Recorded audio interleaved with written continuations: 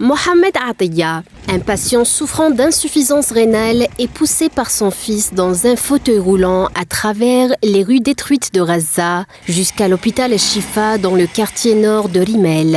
Ce père de 6 enfants bénéficie de 2 séances de dialyse par semaine au lieu de 3. Les hôpitaux contraints de limiter les séances de dialyse pour chaque patient.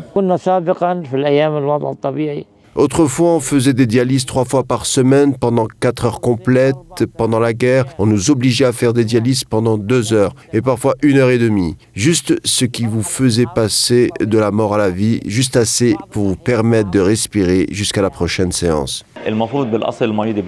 Le patient est censé être sous dialyse 3 fois par semaine, chacune d'une durée de 4 heures, soit une moyenne de 12 heures par semaine. Cependant, en raison de l'augmentation du nombre de patients et de la pénurie d'appareils disponibles, nous effectuons 2 séances au lieu de 3 et 3 heures au lieu de 4. Cela entraîne évidemment des complications telles qu'une augmentation des niveaux de toxines, une accumulation de liquide dans les poumons et le cœur et un taux élevé de potassium potentiellement mortel.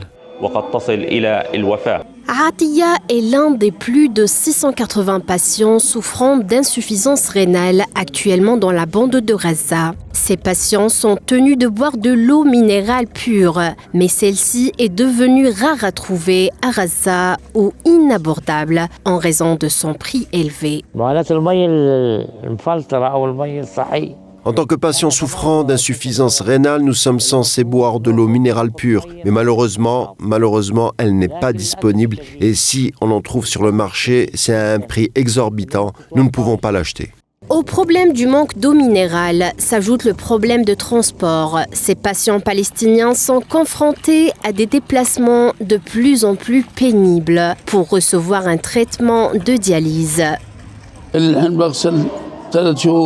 Cela fait maintenant 3 mois que je suis sous dialyse. Les voitures que nous prenons depuis le quartier de Sabra jusqu'ici coûtent 60 shekels. Personne ne paie pour nous. La situation est très difficile.